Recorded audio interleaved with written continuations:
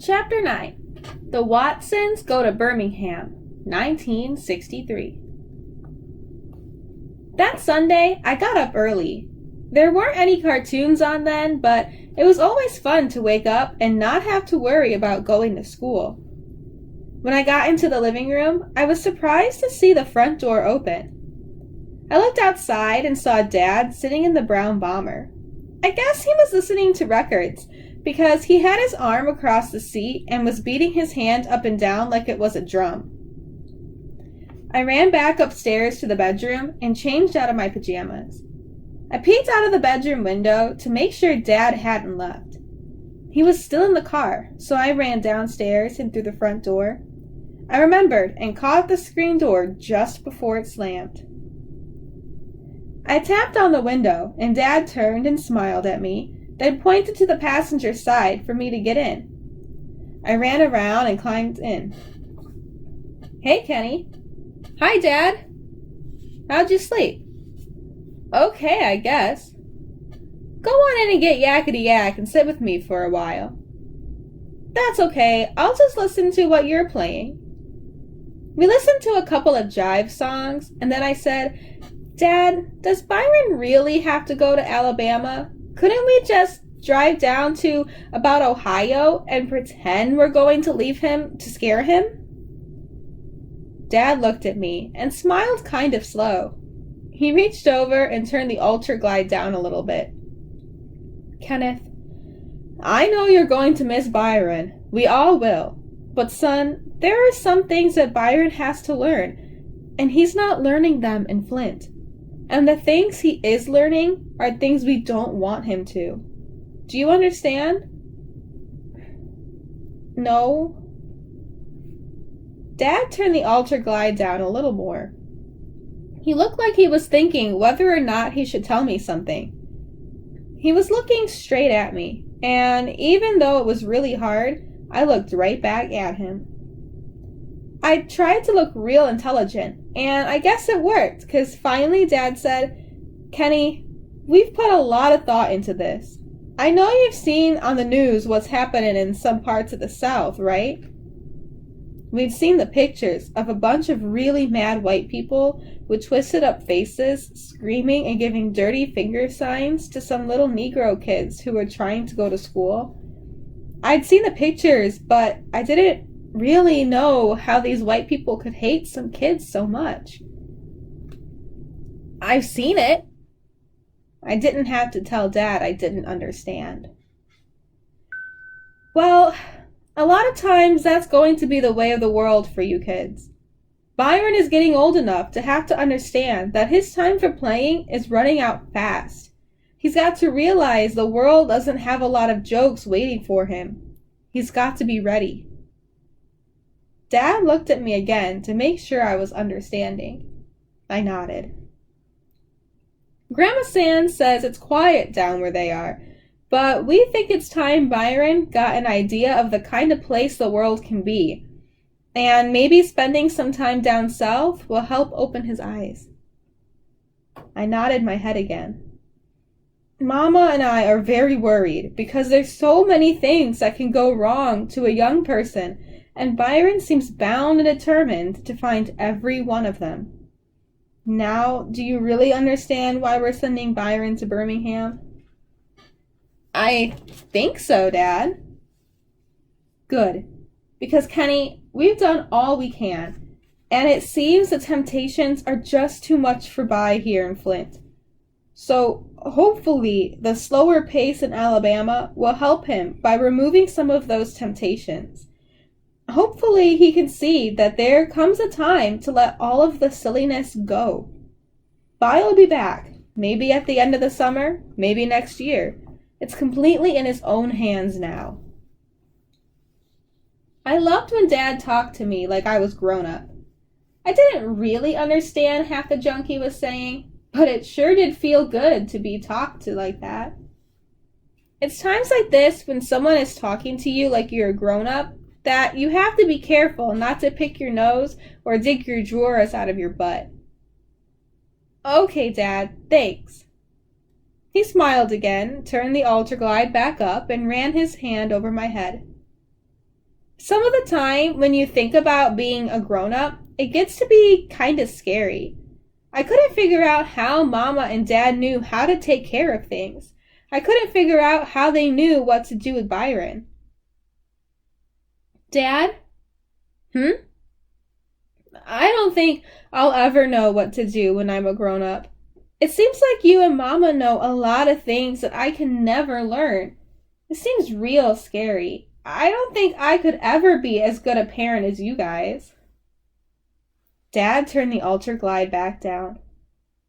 Kenny, do you remember when we used to go on drives and I put you in my lap and let you steer the car? I smiled. Yeah? Does that mean I get to do it on the way to Alabama? Sure, but that's not what I meant. Do you remember how big and scary the car seemed to be the first time you were behind the wheel? Dad was right. Even though I knew he was watching everything real close, it still was scary to steer the brown bomber. Well, that's what being a grown-up is like. At first it's scary, but then before you realize, with a lot of practice, you have it under control. Hopefully you'll have lots of time to practice being grown-up before you actually have to do it. This was making sense to me. And as far as you being a good parent, don't worry. You'll learn from the mistakes your mother and I make, just like we learned from the mistakes our parents made. I don't have a single doubt that you and Byron and Joey will be much better parents than your mother and I ever were. Dad stopped talking for a second. Besides, some of the time we don't think we've done such a good job. But you're right, Kenneth. It can be scary. And it gets a lot scarier when you see you're responsible for 3 little lives. A lot scarier. I waited to see if Dad was going to talk to me like this anymore, but he turned the music back up. We listened to his junk a little more, and then I said, Dad? Yeah? I've got one more question. He turned the altar glide down a little again and gave me his serious look. What do you want to know, Kenny? Is it too late to go get Yakety Yak? Dad laughed and sent me in to get it. I had to promise to play it only 3 times, though. After the 3rd time, I asked, Dad, why did you buy this record player? Don't they have radio stations in Alabama? Sure they do. Lots of them. But you see, once you get south of Cincinnati, the only kind of radio station you can get is hillbilly music. And you won't believe this, but if you listen to any kind of music long enough, first you get accustomed to it, and then you learn to like it. Now, your mother and I made a deal when we first got married that if either one of us watched the wonderful, wonderful Lawrence Welk show or listened to country music, the other one got to go get a free divorce. I'm kind of used to your mother, and I don't want to have her dump me, so instead of taking the chance I would get hooked on hillbilly music, I thought it would be wise to bring our own sounds along with us. Even though this made sense to me, Mama didn't buy it, and for the next week, while we were getting everything set for going to Alabama, she kept reminding Dad how much the altar glide cost and how it messed up all the plans she'd written in her notebook. Me and Joey were in the living room playing when Mama and our neighbor, Mrs. Davidson, came in. Hello, Joetta. Hello, Kenneth. Hi, Mrs. Davidson. I noticed right away that she had something behind her back. She said, Since I won't be seeing you for a while, I thought I'd give you something so you wouldn't forget about me, sweetheart. She stuck a box out toward Joey. I could kill Joey the way she opened presents. Instead of ripping the wrapping paper off, she hunted around to find each piece of tape, then peeled it off real careful. It took her about 2 days to get all the paper off and open the box. Joey finally held up her present. I don't think Mrs. Davidson noticed, but I could tell there was something that Joey wasn't too happy about. She looked at Mama real quick, and Mama looked at her. Then Joey said, "Thank you very much, Mrs. Davidson." Mama smiled. Mrs. Davidson took the present from Joey and handed it to Mama. "See, Winona, it's just like I told you. Look at that smile. The minute I saw it, it reminded me of Joetta. Is that her smile or what? In fact, do you know what I named this angel?" Joey pretended she was stupid and said, "No, Mrs. Davidson. I've named her after my favorite little girl. This angel's name is Joetta." I went over for a closer look. Mrs. Davidson had brought Joey a little angel that was kind of chubby and had big wings and a halo made out of straw. The only thing about its smile that looked like Joey to me was that the angel had a great big dimple too. It was made out of white clay and looked like someone had forgotten to paint it. The only thing that had colors on it were its cheeks and eyes. The cheeks were red and the eyes were blue. Mrs. Davidson said, "Ooh, child, give me one big hug before I go." Joey got up and hugged Mrs. Davidson, then took her angel and said, "I'm going to put her in my room." "Thank you, Mrs. Davidson." "You're welcome, precious." Mrs. Davidson looked like she was going to cry. We all knew she'd kidnap Joey if she had the chance. She liked her that much. When Mrs. Davidson left, Mama went upstairs and into Joey's room. I eavesdropped. They were both sitting on Joey's bed. "I was very proud of the way you behaved, Joetta. What was wrong?" "That angel, Mommy." "Oh?" "Mrs. Davidson said it reminded her of me, but it didn't look like me at all." Mama looked around the room. "Where'd you put it?" "It's in my socks drawer." Joey was so neat, she had a separate drawer for socks. Mama went and got the angel and sat next to Joey. "Sweetheart, I can see how it reminds her of you. Look at that dimple." "But, Mommy, it's white." Mama laughed. "Well, honey, I can't say it isn't, but an angel's an angel. What do you think?" "Maybe, but I know that angel's name isn't Joetta Watson." "Well, I'm glad you didn't hurt Mrs. Davidson's feelings. Keep the angel around. You might get to like it. Where do you want me to put it?" "Back under the socks." Mama laughed. The only one who didn't do anything to get ready to go to Alabama was Byron. He acted like nothing was going to happen, even though Mama got a bunch of our clothes together and put them in suitcases. The smelly green pine tree was hung from the rear view mirror, and all the lists and figuring were done, but Byron acted like he didn't notice. Even after a few more yelling phone calls were made to Alabama, Daddy Cool just kept being cool. Byron didn't even get nervous when Mama packed a whole bunch of food in the giant green cooler we borrowed from the Johnsons. After all this stuff, it was finally the night before we were supposed to leave. We just got in bed. Byron was up in his bunk, and I was down in mine. I was so excited that I was talking a mile a minute, but I was talking to myself. Byron wouldn't answer or anything. There was a knock at our bedroom door. "Come in." It was Mama and Dad. Mama said, "Lights out, Kenneth. Byron, you come with us." "What for?" "We thought, since this was the last night you were going to be spending in Flint for a while, that you might like to sleep in our room tonight." "You thought what?" Byron had a way of saying stuff in a few words that made it seem like he was saying a whole bunch more. "Come on, By, you're bunking with us tonight," Dad said. "Aw, man." Byron jumped out of the top bunk and gave me his death stare. I just shrugged. I guess the grapevine had gotten back to Mama and Dad that By was going to make a prison break tonight before he got transferred to Alabama. We thought I was a snitch, but it was Joey. She knew if Mama and Dad got up in the morning and Byron had flown the coop, that he'd really be a dead man when they finally recaptured him. So I guess she saved his life by snitching. But Bai sure didn't appreciate it. I sneaked out of bed after Mama and Dad arrested Byron.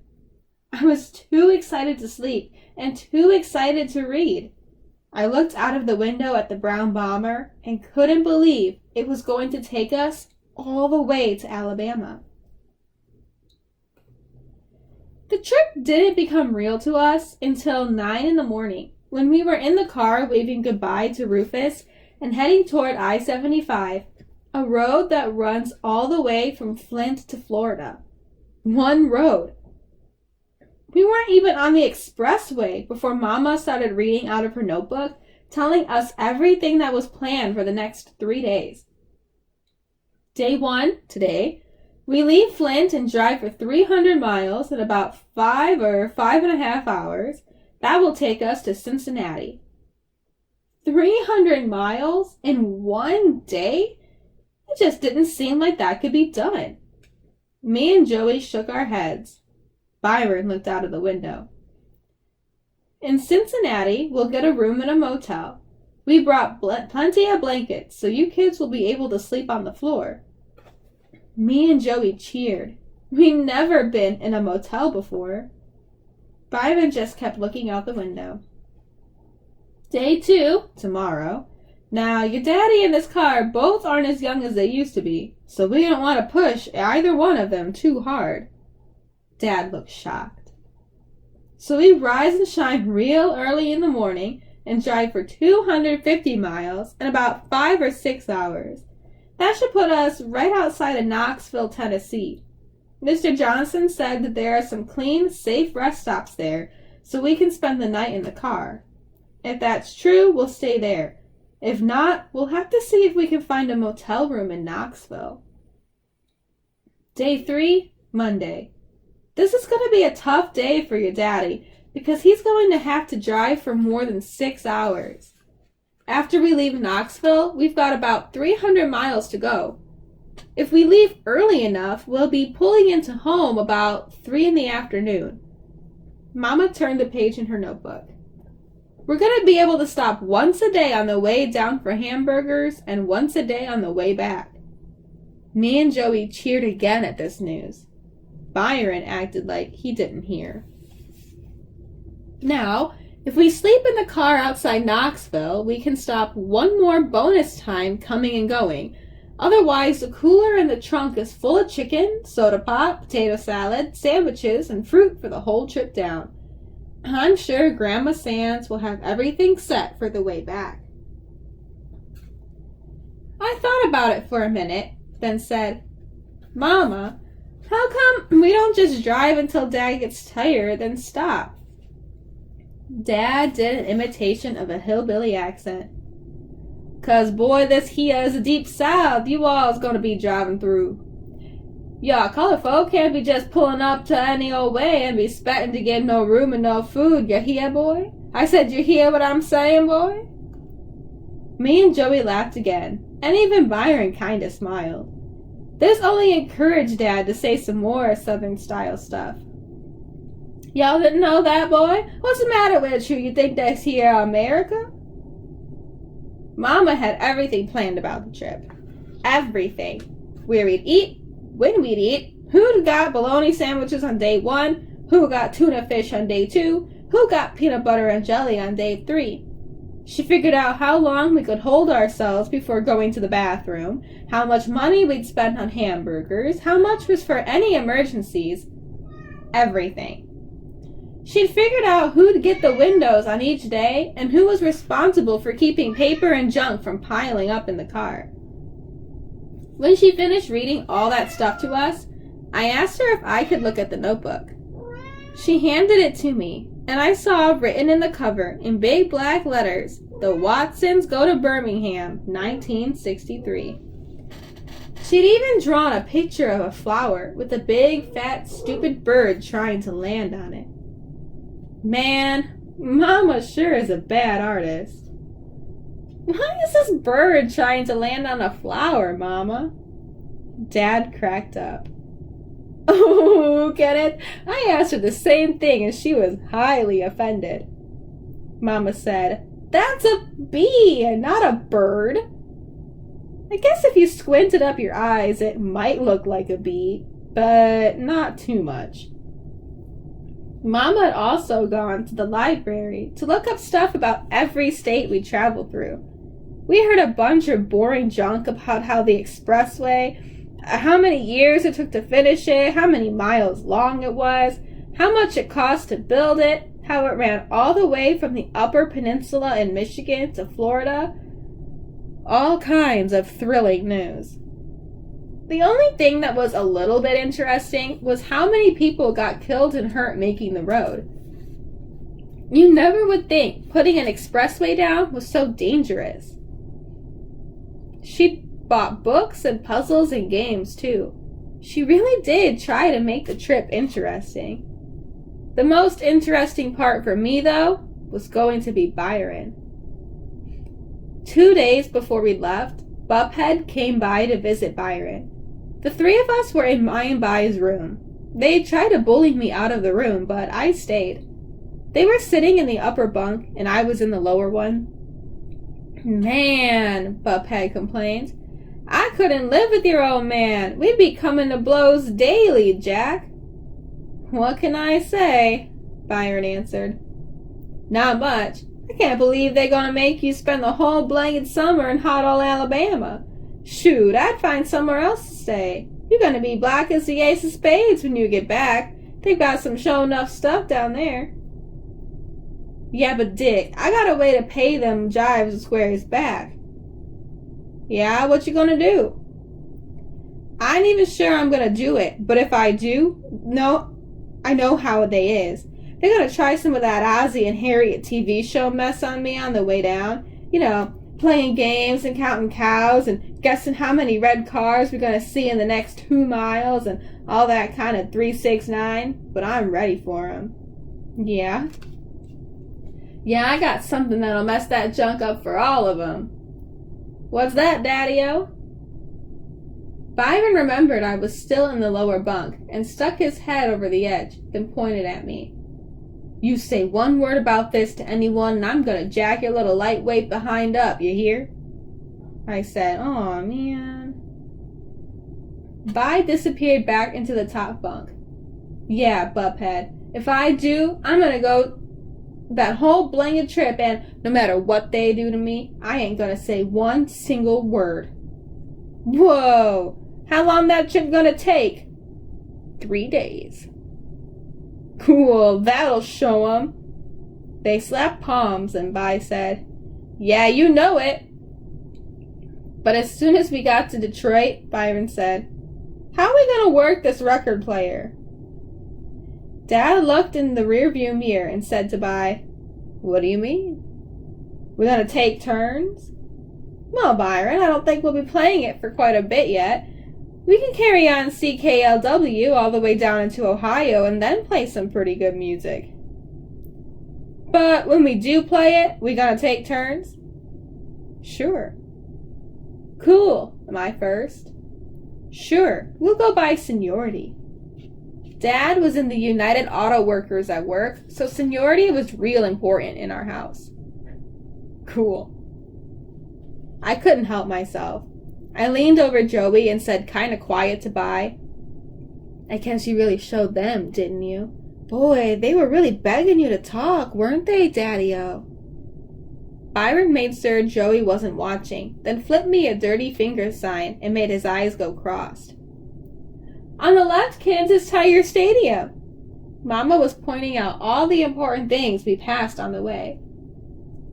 As a payback for giving me the dirty fingers, I said, out loud to Bi, "How many cows you counted, Bi?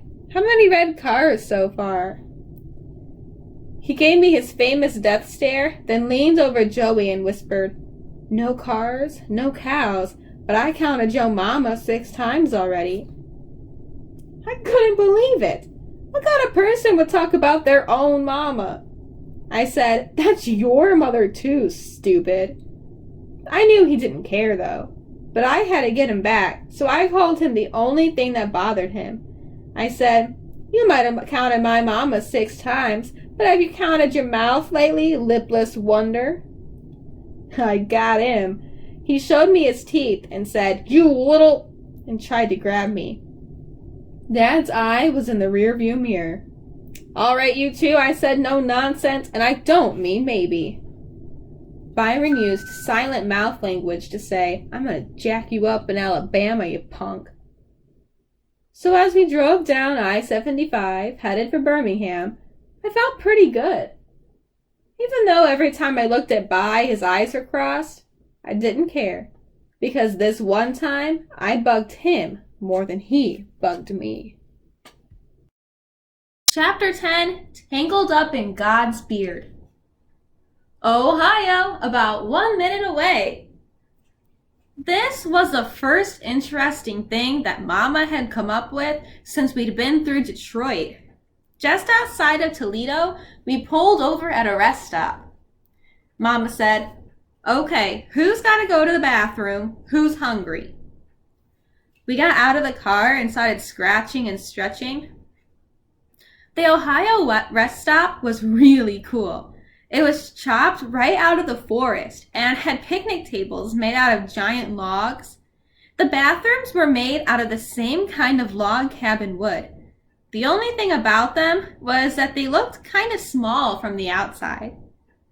Mama looked in her Watson's Go to Birmingham 1963 book and told us, "Okay, just a sandwich, some fruit, and some Kool-Aid here. Daniel, could you open the trunk so I can get the things out of the cooler?" While Mama got the food and Dad looked under the hood of the brown bomber, I went to the door in the little log cabin that had "men" carved on it. As soon as I opened the door, I gagged. The toilets in Ohio weren't anything like Michigan toilets. Instead of a white stool with a seat, there was just a seat on a piece of wood with a great big open black hole underneath with the sound of flies coming out of it.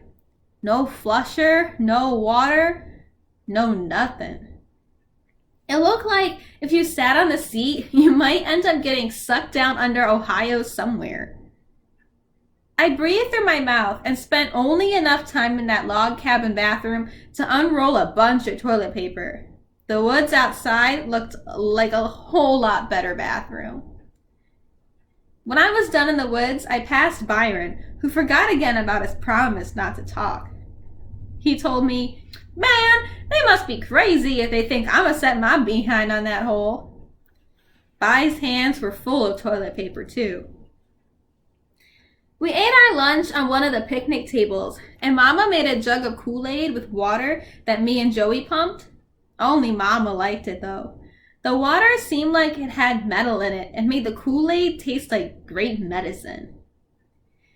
Me, Dad, By, and Joey dumped our Kool-Aid when Mama wasn't looking, but I had to ask for seconds and plugged my nose and drink it because day one was my day to have peanut butter and jelly, and Mama always puts too much peanut butter on the sandwich, and you've got to have something to wash it down in case you start choking.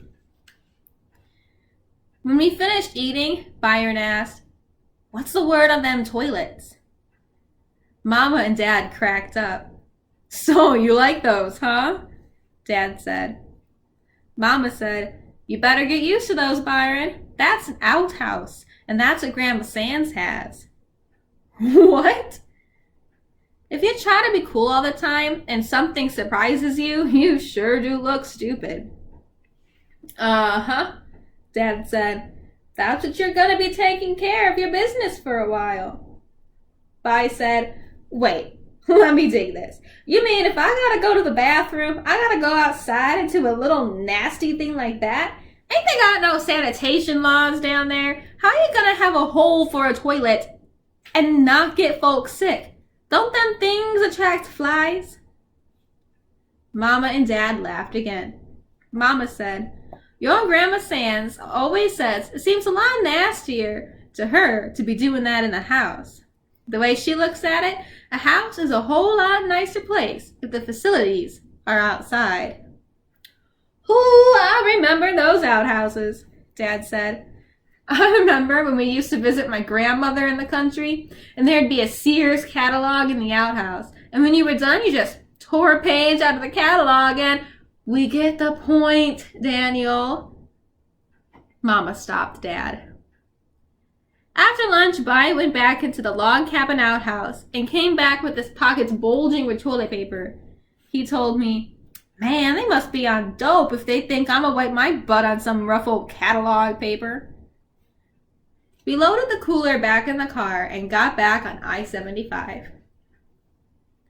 When you're 10 years old, like me, some of the time, no matter how excited you are, or no matter how hard you try, you just can't help falling asleep in the car.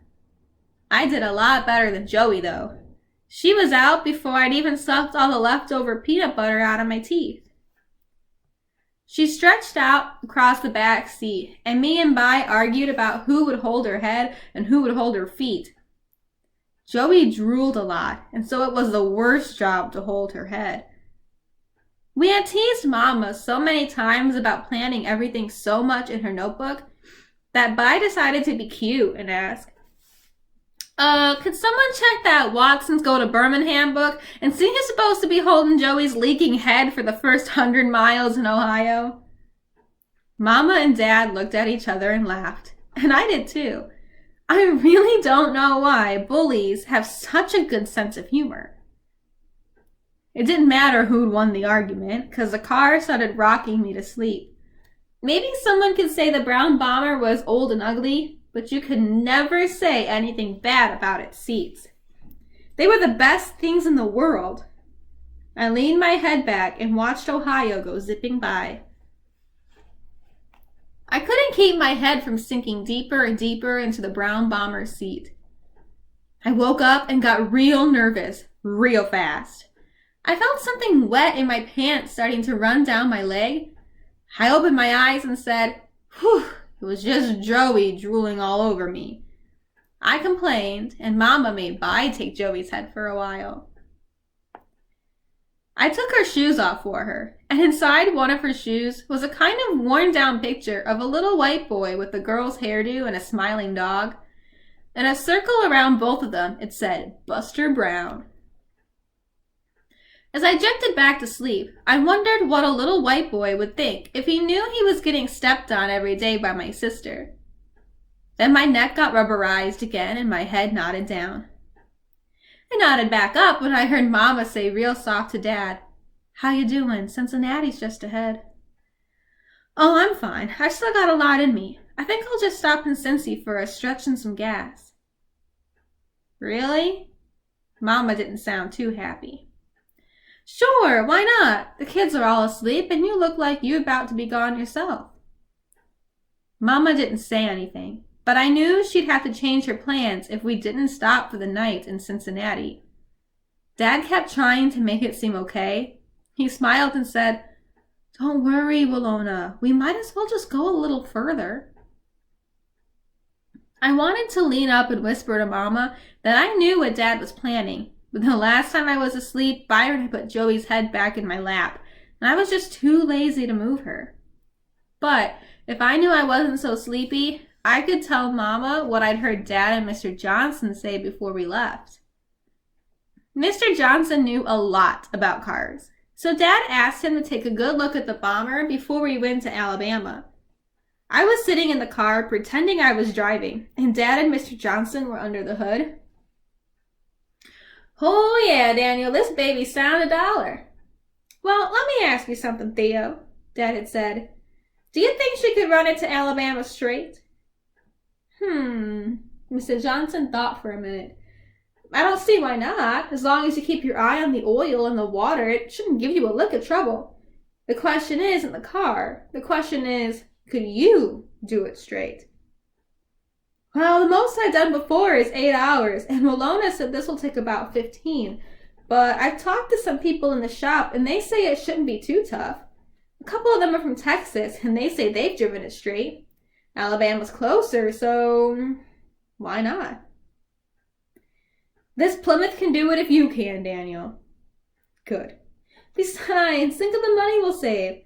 I would give it a shot, but I'm not going to tell Willona she'd die. She got this whole trip planned down to the last minute. Dad made his voice go kind of high and southern. And Daniel, between Lexington and Chattanooga, you will inhale 105,564 times, and you'll blink 436,475 times. That is, of course, unless you see something exciting, in which case you'll inhale 123,876 times and blink 437,98 times. Dad and Mr. Johnson cracked up.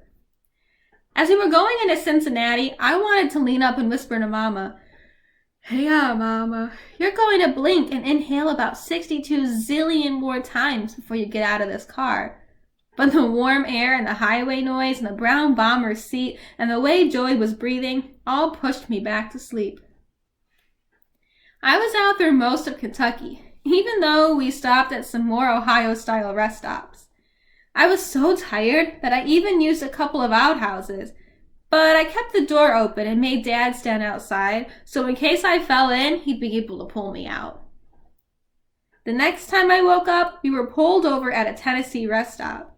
There were no bathrooms and no outhouses or anything, just a pump and a picnic table. When Dad turned the headlights off, everything disappeared into the blackest night anyone had ever seen. As we looked out of the windows, Mama checked her notebook that announced, "This is the Appalachian Mountains. We're over 6,000 feet above sea level. This is higher than we'd ever been before." And she didn't sound real happy about it either. All 4 doors of the brown bomber opened, and the weird Watsons got out. As soon as everyone was awake enough to look around, we all bunched up and hugged up around Mama and Dad, even cool Byron. Dad laughed. "What's wrong with you guys?" "Daddy, look how scary it is here," Joey said, pointing at all the giant shapes in the darkness. "Nonsense, Pumpkin. Those are just mountains." What Dad was calling just the mountains were the scariest things I'd ever seen. On every side of us were great big black hills, and behind these were even bigger, blacker hills, and behind these were the biggest, blackest hills. It looked like someone had crumpled up a pitch-black blanket and dropped the weird Watsons down in the middle of it. The air up this high didn't seem right either. It made you feel like something bad was going to happen. If this was a movie, there would be loud, scary organ music playing right now. "Mommy," Joey asked, sounding real scared, "where did all these stars come from?" We all looked up, and instead of seeing the normal amount of stars, it looked like there had been a star explosion. There were more stars in the sky than empty space. That's because the air is so clean here. This looks like the sky up in Birmingham. Up close to us, in the rest stop, all we could see was the pump. It looked like a deformed, evil, one-armed space robot. As our eyes got used to the dark, we could also see the picnic table and behind it, the black woods. Most of the time, Mama and Dad don't like arguing in public, but Mama was real hot. She said, "Well, do you see what your non-stop driving has done? Do you see? Instead of being in a motel, you've driven us straight into hell." That got everyone's attention, because Mama almost never cusses. This really scared me. I know it's stupid, but before I could stop myself, I said, "Hell, I thought you said this was Tennessee." Joey started boo-hooing right away. After we nervously nibbled on snacks, everyone sat on the same side of the picnic table. Me and Bai had to go to the bathroom in the woods. We found 2 trees where we could keep our eye on each other and said, "Bai, do you think there are snakes out here?" "Snakes? I ain't scared of no damn snake. It's the people I'm worried about." I stopped looking at the ground and began watching the black woods. "What people?" I wished I picked a tree closer to Byron. "Didn't you hear Mama say this was Appalachia?" "So?" "Man, they got crackers and rednecks up here that ain't never seen no Negroes before. If they caught your ass out here like this, they'd hang you now, then eat you later." "What's a redneck?" A hillbilly. Only worse. Some of them don't even speak English. We made a break for the brown bomber. If Byron was trying to scare me, he was scaring himself, too. I went too fast, though, and I felt a couple of warm drips dribbling down my leg. This time, I couldn't blame it on Joey's drooling either. But I didn't care. Having a little pee in your pants had to be better than being dinner for some redneck. We loaded the car back up, and no one really relaxed until Dad drove back out on I-75 and turned the headlights on. The lights knocked some of the darkness out of the way, and we felt safe again. Everybody was better and laughing and talking a mile a minute. I can't believe how this air feels, Dad said. He was right. Everything smelled light and green. Whose turn is it on the Ultraglide? Mine, I yelled. I handed Mom a yakety yak, and everybody groaned. Dad stuck his hand out of the window just as the song came on and said, "Feel that coolness? It feels like you're running your fingers through silk." Me, Mama, Joey, and even Daddy Cool all did what Dad told us to do. And Dad was right. It felt great. "Wiggle your fingers in it," Dad said. We all did, and the air seemed slippery and cool as it blew on your hand. We're so high, and the air is so perfect that do you know what I think we're doing? Dad asked. What? I think we've got our fingers in God's beard, and as we drive along, we're tickling him. Byron acted like he was going to throw up. As we drove down the mountains with our arms sticking out of the windows and our fingers wiggling in the breeze, I thought the brown bomber must look like a bug lying on its back, with 4 skinny brown legs kicking and twitching to try and put it back on its feet. Whatever we were doing, it was the best part of the trip so far. What could be better than driving on a mountain while Yakety Yak played and cool, light air blew all over you?